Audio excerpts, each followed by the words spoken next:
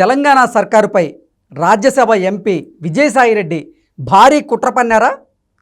ఎట్టి పరిస్థితుల్లోనూ తెలంగాణలో అధికారంలో ఉన్నటువంటి కాంగ్రెస్ పార్టీని అధికారం దూరం చేసే దిశగా వైసీపీ నాయకులు పావులు కదుపుతున్నారా, కుట్రలు పన్నుతున్నారా అంటే అవుననే సమాధానం ఇస్తున్నారు కొంతమంది రాజకీయ విశ్లేషకులు.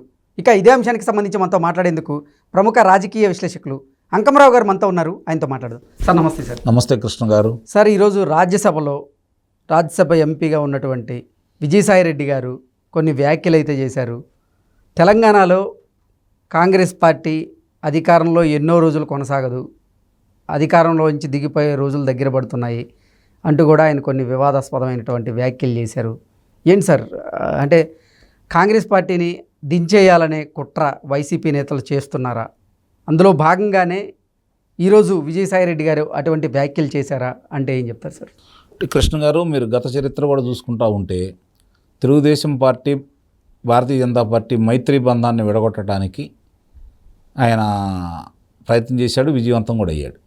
కేంద్రంలో తెలుగుదేశం పార్టీతో వైరం తీసుకురావడానికి, తెలుగుదేశం పార్టీ ఓడిపోవడానికి ఆ రోజు ఢిల్లీలో ఆయన నడిపినటువంటి రాజకీయం దోహదపడింది, భారతీయ జనతా పార్టీకి ఉపయోగపడింది, అట్లాగే వైఎస్ఆర్సీపీ పార్టీకి ఉపయోగపడింది. వాళ్ళని దూరం చేసుకున్నారు.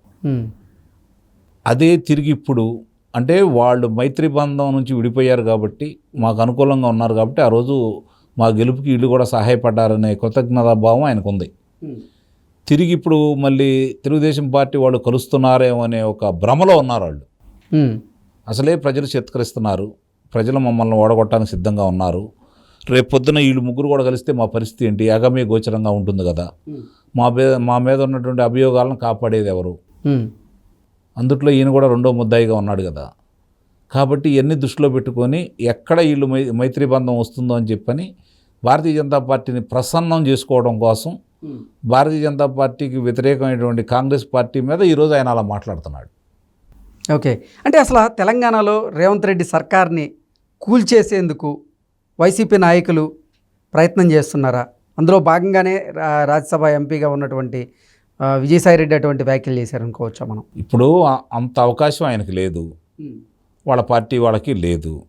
అంటే బీఆర్ఎస్ సహాయ సహకారాలతో ఏమైనా ప్రయత్నం? అదే చెప్పబోతున్నాను నేను. గతంలో కేసీఆర్ గారు అన్ని విధాల సహాయ సహకారాలు అందజేసి సామధాన భేద దండోపాయాలను ఉపయోగించి ఆ రోజు జగన్మోహన్ రెడ్డి గారు అధికారంలో రావడం కోసం ఇక్కడ ఉన్నటువంటి తెలుగుదేశం పార్టీ ప్రజాప్రతినిధుల యొక్క ఆస్తుల మీద బెదిరింపులకు పాల్పడి వాళ్ళని ఇబ్బందులు పాలు చేసి బలవంతంగా కొంతమందిని పార్టీకి అండదండలుగా లేకుండా చేయడంలో విజయవంతమయ్యారు.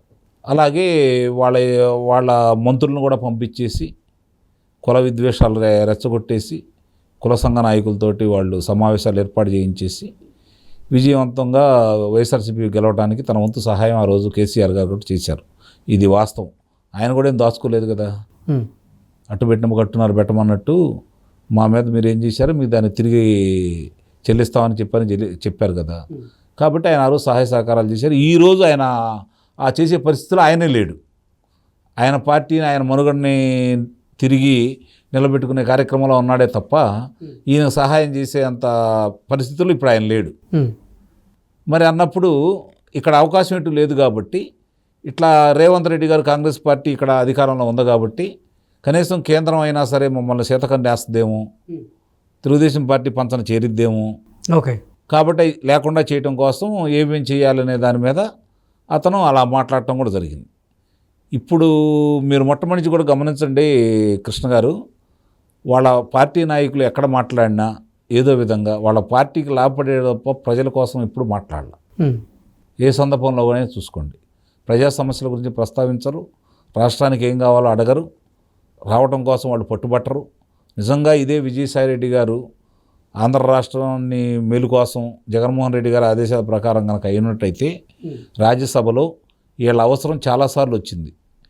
వీళ్ళ యొక్క ఓట్ల ద్వారానే వాళ్ళు బయటపడ్డ సందర్భాలు కూడా ఉన్నాయి. మళ్ళీ అలాంటి సందర్భాల్లో మా రాష్ట్రానికి మీరు ఎందుకు ఇవ్వరు, అవి ఇస్తేనే మేము మీకు సహాయం చేస్తాము, మీ అంటుంటామని చెప్పి కనుక ఒక్కరోజు అడ్డం తిరిగినా కూడా రాష్ట్రానికి రావాల్సిన చాలా వాళ్ళు ఇచ్చిన హామీలు నెరవేరడానికి అవకాశం ఉండేది. అంటే ఆ రోజేమో వాళ్ళు ఏం చెప్పినా కూడా వాళ్ళ ప్రయోజనాలు చూసుకున్నారు.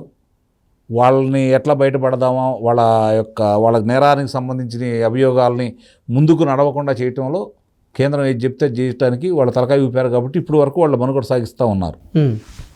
రేపు పొద్దున కనుక కేంద్రంలో భారతీయ జనతా పార్టీ పొరపాటున అంటే వాళ్ళు ఊహించుకుంటున్నారు, ప్రజలైతే దాన్ని ఆమోదిస్తారైతే నేను అనుకోను, జరుగుతుందనేది కూడా నేను భావించట్లేదు.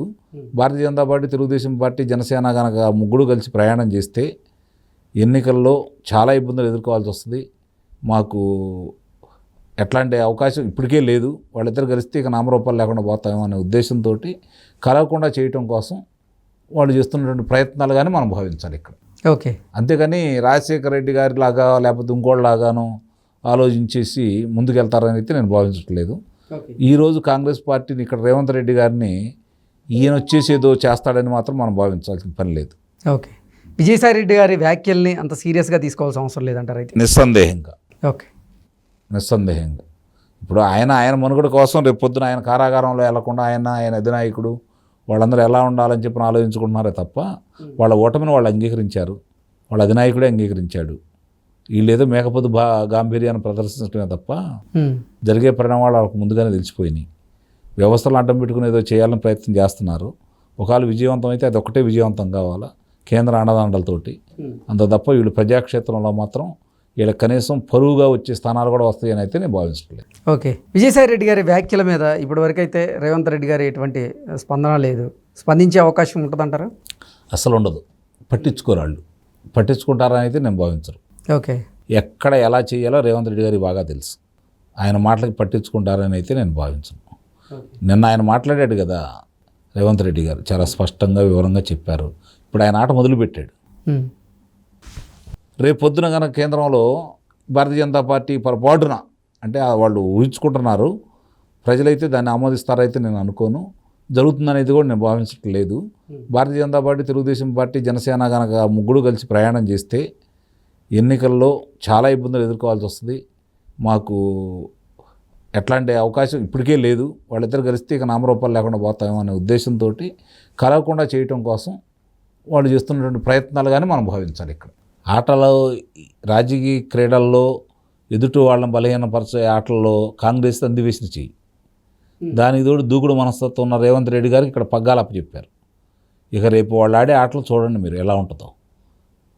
లోక్సభ ఎన్నికల్లోపే ఇక్కడ ఎలాంటి ఆటలు ఆడతారో, ఎంతమందికి ఇప్పుడు ఉన్నటువంటి బీఆర్ఎస్ నాయకులు కావచ్చు, వీళ్ళు కావచ్చు, ఎంతమందిని వాళ్ళు తిరిగి తన గుడ్డికి చేర్చుకుంటారో చూడాలి.